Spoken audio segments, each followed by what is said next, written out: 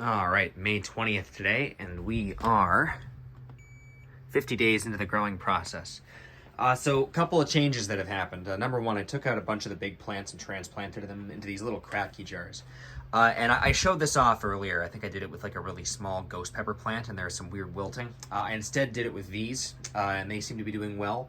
The only one that's not doing terribly well at the moment is this guy. I've had a couple of the leaves go really wilty on me, and I've been trying to figure out why. There's nothing different about any of these. These guys are thriving fine. It's just this one, and I think I figured out why that is. So if I were to pull these out and just show you here, you can see that there are these little sort of feathery roots off to the side. So it looks like a bunch of fungus. It's actually not. They're helping the plant. And then if I were to go over to the ghost pepper plant over here, it's even better. Like you can see a giant white chunk of oxygen roots, and that's good. But if you were to go over to this guy, it's a little bit sadder a story.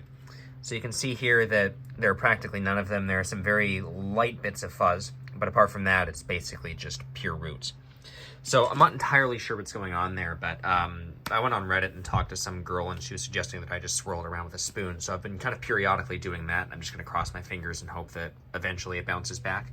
But yeah, I've had some wilting. I had a couple different leaves fall off, and like this guy is getting all mushy.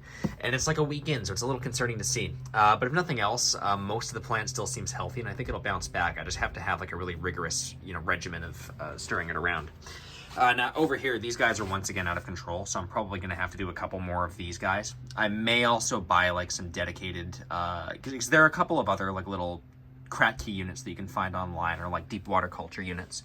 So I may buy some individual ones of those and like move all these guys out, because I think this is a great like germination station, but I think right now they're just getting way too out of control. Like this Reaper plant over here is like fucking massive. It's covering a billion different ones. There's a giant ghost pepper one in there. This is a chocolate Reaper plant that I had to move out from this section because these two were having at it.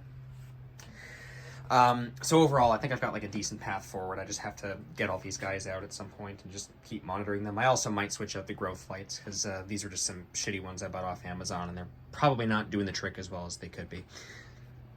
So yeah, that's more or less where things are at. I'm a little bit concerned about how this guy's doing, but I'm somewhat confident that he'll bounce back, and I'm just going to keep, eyeballing them over the coming days and just giving them some TLC.